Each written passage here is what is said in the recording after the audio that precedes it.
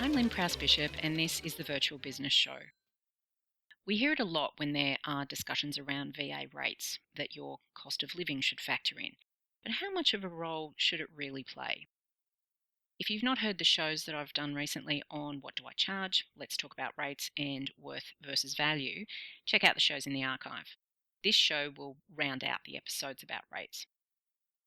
Any question around how to price your services will usually include things like factoring in your experience, skill set, services you're offering, specialties, training, the cost of running your business, and invariably the cost of living where you live. In my opinion, this last point about factoring in your cost of living is contributing to the move of industries offshore that we're seeing, especially in areas such as the cattle and sheep industry, manufacturing, and retail. And also in our own as low-cost VAs increase in popularity because their cost of living means they charge far less than the local option. I believe anyone with this cost of living mindset is actually still living in pre-globalization days, and that we should turn this notion on its head and start focusing on costing the services, skills, and experience of the provider rather than where they live. When you focus on the cost of living when determining your charge out rate, you're not only ignoring the global nature of our business, but you force clients to do the same, who then realize if they want cheaper prices, offshore's the place to go. However, if we as an industry can take a more holistic view and change our philosophy, we can begin to operate like a truly global industry with rate scales that relate to skills, experience, and value, not location. And this change of mindset can't just come from the West. Our Eastern colleagues have to also change their mindset and realize that they need to be paid for the quality of their services, not their cost of living. Is cost of living really that variable within a country? We know it is east to west, first world to third world, but does it really differ within a country state to state, region versus city? There is a perception out there that it does. In bricks and mortar businesses, maybe it is, but the VA industry is a global industry. Clients can come from anywhere, and VAs can perform the services from anywhere. So some of my clients are local, some regional, some in the city, some from lower cost of living countries. Should my rates vary according to where my clients come from, rather than be based on where I live? Well, to be frank, I believe they should. And it's what I do in my own practice. Controversial, I know, flipping the cost of living mindset on its head. There is a belief that regional or country cost of living is cheaper than the city. But is it? I live in a country area. Our petrol is actually more expensive most of the year, and we're constantly being told the reason is transport required to get it here. Unless we buy groceries direct from the farmer, they too are often more expensive. We don't have a choice of energy retailer here. Electricity provision is a monopoly, and unlike our city counterparts, we can't choose our provider. So there's no competition. Travel is expensive because of the distances we need to go, and public transport pretty well non-existent. Wages are lower in regional areas too. But I hear often that the cost of living in the country is less, and so therefore, by extension, my rates should be lower. Yeah, well, that cost of living is not less, and my rates are based on my skills, experience, and services, plus where my clients are. So if I have an inquiry from a local potential client, I make my rates more flexible because they don't necessarily have that much cash to spare compared to my clients who are from affluent areas or the city. So I'll have rates for various services that are standard and apply to everyone. But if I have a client who comes to me from an area where the income is much less and they have a budget a lot tighter than my standard rates would allow for, I'll make a determination whether I provide the service for a lesser charge. Same applied when I was doing work for students, so like a student rate. As a business owner, that's my prerogative and also a key component to success in my business: flexibility. As we've seen, many industries are now going offshore, traditionally to cheaper labour force countries like India, China and the Philippines. As unions continued to push up wage rates here based on cost of living arguments, industries like manufacturing decided it was easier and cheaper to shift processes offshore to keep bottom line up and overheads down. Companies began to shift their help desk and customer service departments to call centres offshore. The cattle industry is sending our beef to offshore processing plants so we can buy it back. Our cost of living arguments basically did us out of entire industries comprised of local workers. These cheap labour force countries have also seen a sharp increase in freelancers since 2007, offering services for as little as $2 to $5 an hour, thanks to Tim Ferriss, the modern day industrial revolution style workhouse owner who encourages exploitation of a team of offshore workers so you can live a 5-hour work week. So, this shift is also being seen in our own industry. Clients are looking for cheaper options, and quite simply, this is compounded by VAs here who flat out refuse to work for anything less than $30 an hour. I've heard VAs here say, I'm going to have to work out how to deal with someone who thinks I sound great but wants to pay me $30 per hour. They said, it's tempting for the experience, but I don't want to sell myself short. And the client was wanting 10 to 20 hours per week. I've said it before in other shows. Quite frankly, I can't see what's wrong with $30 an hour, especially when you're still working full or part-time and trying to build your practice. That's an additional $300 to $600 a week. Many VAs begin on much less than that, given that being experienced in an office environment isn't the same as being experienced as a VA. So whilst you might be worth 40 plus an hour to your employer, are you worth that to a client? If you're working full-time, say, and thus only available for your client before 7 a.m. and after 6 p.m. and on weekends, then how much value are you bringing him? I think we need to focus on the value we bring clients and also what they have budgeted for, especially with VAs who are just starting out. As I said in my worth versus value show, it's one thing to say, I'm worth more than $30 an hour, but not if the client can't or won't pay it. A lot of new VAs are pricing their services based on what they see other more established VAs charging, or based on what they're being told in training programs run by VAs who themselves have only been in business a year or two, rather than on their experience as a VA, their service offering, and their skill set. A recent survey of the industry revealed that when asked the question, why don't potential clients go ahead with signing you? The biggest reason was, my rates are too high. So this inflexibility with charge-out rates means now that clients have a choice, they will go elsewhere.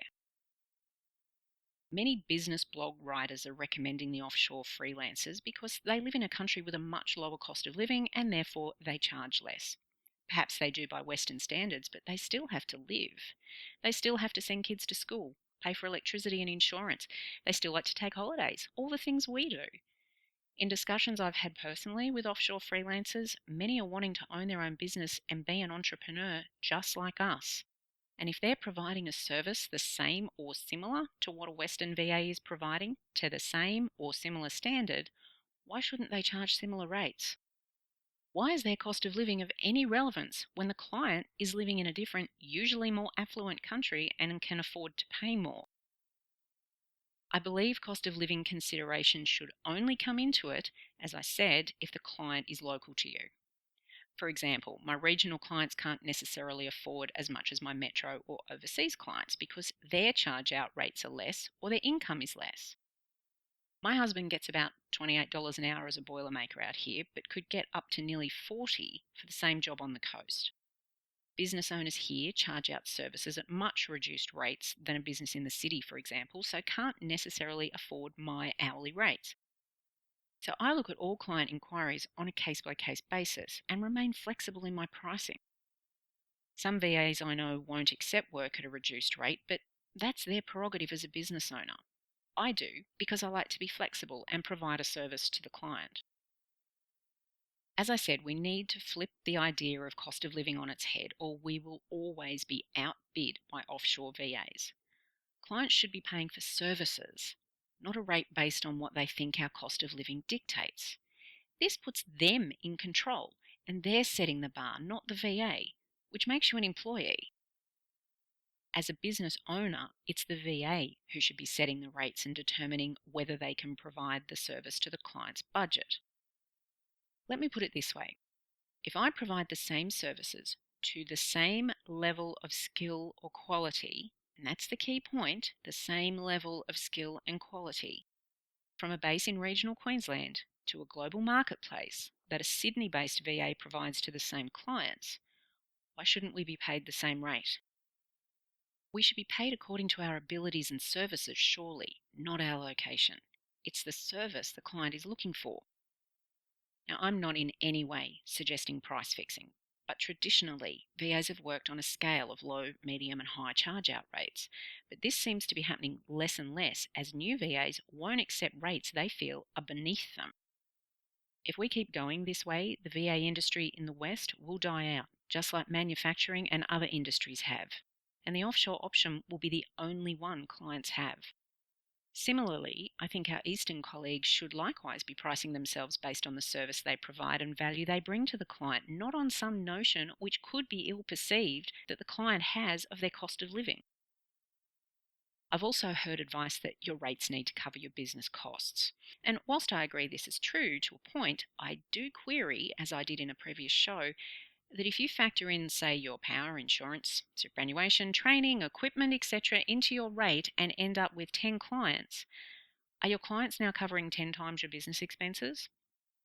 And what about the deductions you can now claim as a business as opposed to an employee, which offset your costs of running your business, but which aren't passed on to the client who is covering your costs of running your business via your rate? Could this be another reason clients go offshore? One of the benefits we tell clients they get from contracting a VA is they don't pay for on costs. Aren't you now having them cover different types of on costs? In any event, there's no point charging $50 an hour if you have zero experience and you're not bringing value to clients. Inexperienced VAs should be charging on the lower end of the scale and building up as their experience and confidence builds, not charging based on what they think they're worth or what other VAs who may have more skill and experience are charging. Just like in real life jobs, there are pay scales and your pay goes up commensurate with experience. So it should in our industry. I mentioned those pay scales before. Traditionally, there were 3 tiers when it came to rates, which we're not seeing quite so much now. These were low range, which was about $25 to $35 an hour for startups, mid range, which was the $40 to $60 an hour, and a high range of over $60 an hour, which were usually VAs with years of experience in practice and who'd completed courses in their areas of specialty, had a more specialised service offering, or ran teams.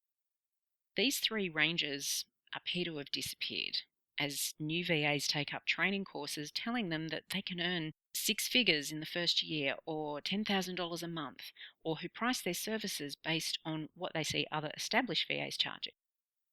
The new VA who is charging themselves out at $50 plus an hour at the outset is contributing, as far as I'm concerned, to the shift of clients overseas. As the recent survey has shown, too high a rate is the answer most given for why clients don't proceed with you. And I still maintain that we should be paid for value and skill, not location. If we have the skills, we have no worries about earning enough to survive as a business, no matter where we live. VAs in the West need to focus less on hourly rates and more on their skills and the value they bring. I think that offshore colleagues are also contributing to this notion of payment based on location because they aren't pushing to be paid for their service offerings or skill set.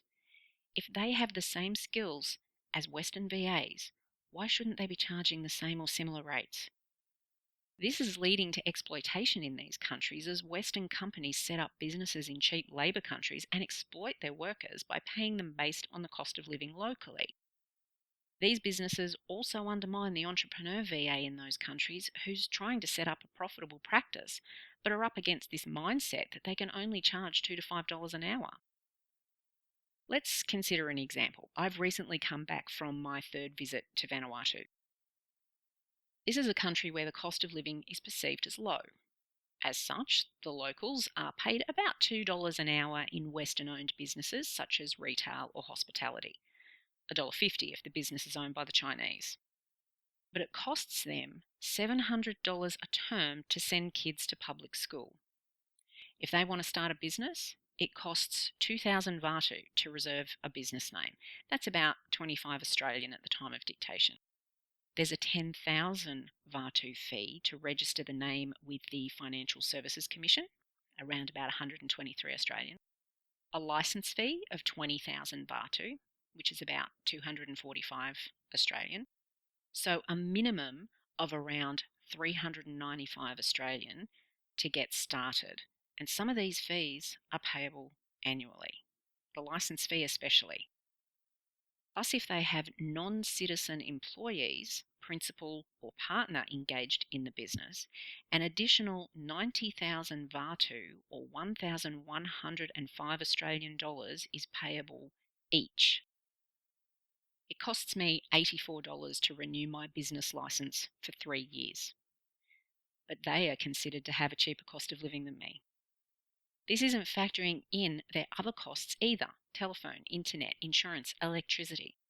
This is just their business licensing fees.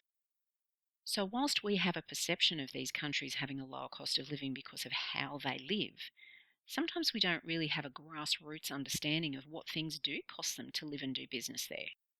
Perception and reality don't often coincide, and their rates of pay may be so low that they can't afford to become entrepreneurs and start up their own business. This is one reason we see many seasonal workers coming to Australia during harvest from places like Vanuatu, so that they can earn more and improve their circumstances once they go home. To the proponents of the cost of living argument, I'll ask you to consider this. If a VA moves from, say, the city to the country and their services remain the same, should they change their rates? If I move from Australia to a country like Vanuatu or to the Philippines, should I drop my rates? If I move in the other direction, from a cheaper cost of living area to a more expensive area, should my rates go up? What about the expats living in these lower cost of living areas, Vanuatu or Bali, say, running tourist-driven businesses? They themselves live in this low cost of living country, but they charge rates tourists are willing to pay, not charging based on what the cost of living in their country would dictate. And they certainly don't live like the locals despite having the same costs. I would guarantee you that if a VA moved from a high cost of living area to a lower cost of living area, their rates wouldn't change one iota, and their reason would be, I'm offering the same services. Thank you. My argument precisely. Our rates should be based on experience, skill set, and services, not location. Our industry is global, but that doesn't mean everyone has to work to the lowest common denominator. We should be encouraging everyone who wants to be a VA to work like a VA, as a business owner who charges in accordance with their experience, skill level, and service offering, not their location. A future show will be covering just this argument in terms of our offshore cousins. We should be helping them to raise the bar, or we will all be joining them in a race to the bottom. I'm Lynn Prowse-Bishop. Thanks so much for listening.